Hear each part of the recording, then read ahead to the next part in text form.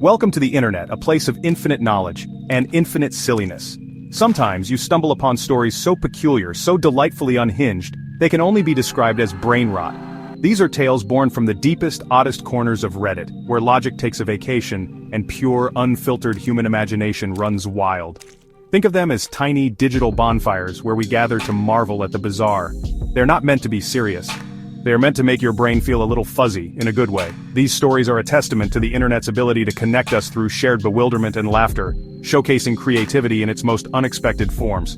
Why do we find these brainrot stories so utterly captivating? Perhaps it's the sheer audacity of them. They defy expectations. They twist mundane situations into epic sagas of the absurd.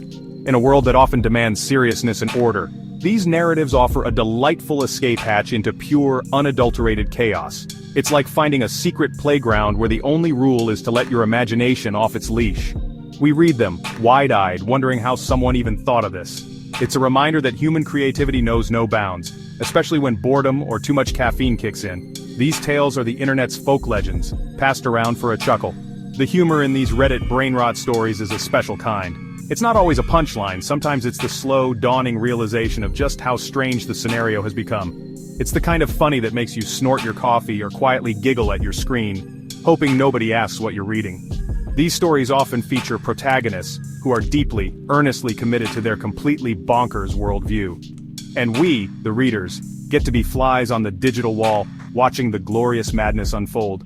It's participatory humor too. The comment sections often become part of the legend, adding new layers of wit and absurdity. So, buckle up. We're about to explore some prime examples of Reddit brainrot. These are stories that will make you question reality, then hug it for being relatively normal. From paranoid pet owners to household appliances with too much personality, the internet has it all. These tales are not just random posts, they are tiny windows into the wonderfully weird collective consciousness of the online world. They are the digital equivalent of urban legends, but instead of fear, they mostly inspire a delightful sense of what on earth did I just read, and an urge to share the experience immediately. Our first dive into the delightful madness takes us to a Redditor who became utterly convinced their backyard squirrels were more than just nut-bearing rodents. It all started innocently enough with a few missing bird seeds here and there. But soon, the narrative escalated. This wasn't petty theft, this was an organized operation. The squirrels, according to our storyteller, were highly trained operatives, possibly working for a shadowy squirrel government. They communicated with complex tail flicks. They conducted surveillance from the trees. They even seemed to have designated escape routes that were suspiciously well planned for simple woodland creatures. The evidence presented was, of course, the heart of the brainrot. The Redditor posted blurry photos of squirrels meeting in formation on the fence. They detailed how one squirrel, nicknamed Agent Squeaky, always seemed to be watching the house with an unnerving intensity. There were diagrams of the backyard marking suspected squirrel dead drop locations for their pilfered goods. The storyteller even claimed to have found a tiny, crudely drawn map near a walnut shell, which they believed was a blueprint for a raid on the neighbor's prized tomato plants. The dedication to this theory was both alarming and incredibly amusing to behold, transforming a common pest problem into a spy thriller. The situation reached its peak when the Redditor decided they needed to gather more intel. This involved attempts to decode squirrel chatter using a sound editing app, which mostly produced static but was occasionally interpreted as confirmation of their theories. They tried leaving peace offerings that were also tests of allegiance, like a single high-quality almond. The most ambitious plan involved trying to attach a miniature camera to a remote-controlled car to follow the squirrels back to their headquarters. Naturally, this experiment ended with the car stuck in a bush, and the squirrels looking on, probably judging the humans' poor espionage skills. The outcome? The Reddit community, as it often does, leaned into the madness with gusto. Some users offered expert advice on counter-squirrel intelligence. Others shared their own paranoid animal stories. The original poster eventually updated that they hadn't cracked the squirrel conspiracy, but had developed a grudging respect for their furry, bushy-tailed adversaries. They also bought a squirrel-proof bird feeder, which Agent Squeaky probably saw as a declaration of a new Cold War. The joy was not in a resolution, but in the shared journey down this nutty rabbit hole, or rather, squirrel hole. Next up, we have a classic tale of domestic unease, where an ordinary kitchen appliance takes on a life of its own in the mind of its owner. This Redditor began to suspect their toaster was not just a machine for browning bread, but a sentient being with opinions, moods, and possibly a vendetta. It started subtly. The toaster would only burn the toast on days the Redditor was already feeling stressed. Coincidence? Our protagonist thought not. This was clearly a sign of the toaster's empathetic or perhaps malevolent awareness of their emotional state. This simple observation spiraled into a full-blown human appliance relationship drama. The evidence for the toaster's sentience grew more elaborate over time. The Redditor described how the lever would sometimes go down with a sighing sound, or pop up with an aggressive thwack if they'd been neglectful in cleaning out the crumb tray. They started interpreting the patterns of the heating elements as messages. A perfectly toasted slice was a sign of approval, while an unevenly browned piece was clearly a passive-aggressive critique of their life choices.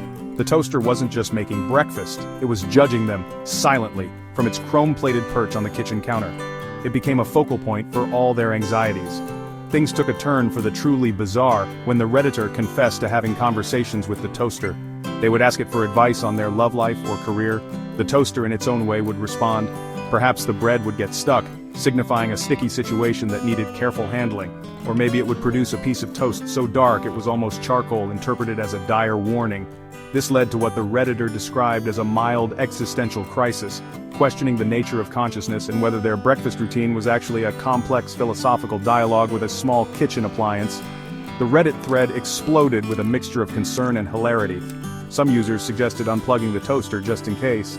Others shared stories of their own sentient household items, from judgmental washing machines to coffee makers with attitude. The original poster eventually provided an update. They had decided to respect the toaster's boundaries and also started a new hobby to get out of the house more. They even stuck googly eyes on the toaster, admitting it made their morning therapy sessions far more amusing. It was a perfect example of how isolation and a vivid imagination can cook up some wonderfully weird brain rot. Section 4. When garden gnomes go rogue or get abducted. Our final exhibit in the Museum of Reddit Brainrot involves a neighborhood mystery that took a sharp turn into the extraterrestrial. It all began with a simple, relatable problem. Garden gnomes were disappearing. One by one, these cheerful, pointy-hatted guardians of the flower beds were vanishing from front lawns without a trace. Initially, the local community Facebook group buzzed with mundane theories: mischievous teenagers, a disgruntled neighbor, perhaps even an overly ambitious dog with a taste for ceramic. But one Redditor, let's call them Gnome Watcher, had a far more spectacular explanation that caught everyone's attention. Gnome Watcher was convinced this was not the work of local pranksters. Oh no, this was far bigger. The gnomes, they posited, were being systematically abducted by aliens. Why? The theories varied. Perhaps the aliens were conducting research on Earth's kitschiest lawn ornaments. Or maybe, just maybe, the gnomes themselves the aliens, and they were being recalled to the mothership. The conviction with which Gnome Watcher presented these ideas was what made the story so compelling. They weren't joking. They were deeply concerned about the intergalactic implications of these disappearances and the safety of their own prized fishing gnome. The proof for this alien abduction theory was, as you might expect, wonderfully tenuous and passionately defended. Gnome Watcher reported seeing strange, silent lights hovering over the neighborhood on nights when gnomes went missing. They noted that the gnomes weren't just taken randomly. There was a pattern to their disappearance, usually from houses with particularly well-kept gardens. Clearly, aliens appreciated good landscaping. The piece de resistance was a blurry photo of a single gnome found abandoned in a nearby park, inexplicably wearing a tiny, perfectly crafted tinfoil hat. This, Gnome Watcher declared, was undeniable proof of alien interference, or at least a gnome trying to protect its tiny brain. The online community lapped it up. Some people offered eyewitness accounts of their own suspicious gnome-related activity, fueling the conspiracy. Others provided helpful tips on how to protect remaining gnomes from alien snatchers, such as building tiny Faraday cages. The story reached a rather anticlimactic yet hilarious conclusion when a local teenager confessed to relocating the gnomes to a friend's backyard as an elaborate birthday prank. Gnome Watcher, however, remained skeptical, suggesting the teenager might be an alien in disguise covering up the truth. The beauty of this brain rot was its sheer, unadulterated commitment to the most outlandish explanation possible. Section 5. Why our brains crave this beautiful nonsense. So, what have we learned from these delightful descents into Reddit's collective imagination?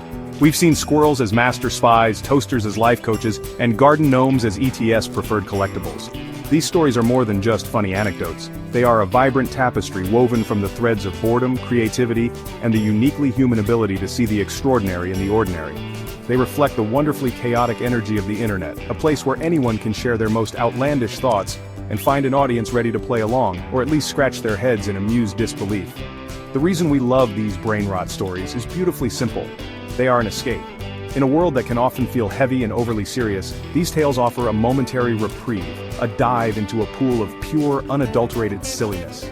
They make us laugh, often out loud, and remind us not to take everything so seriously, especially ourselves. There's a certain joy in witnessing someone else's thought process go completely off the rails in such an entertaining fashion. It's a shared experience of what is even happening that connects us in its absurdity, making the digital world feel a little more human. Moreover, there's a powerful communal aspect to these Reddit phenomena. It's not just about the original post, it's about the comment sections that blossom underneath. Here, other users add their own humorous takes, build upon the absurdity, or even offer mock-serious advice. It's like a digital campfire, where an outlandish story is told, and everyone chimes in to make it even wilder and funnier. This collective storytelling and shared laughter create a sense of belonging, a feeling that we're all in on this wonderfully weird joke together. It's a unique form of online social bonding. Ultimately, Reddit's Brainrot stories are a celebration of the internet's quirky, unpredictable heart.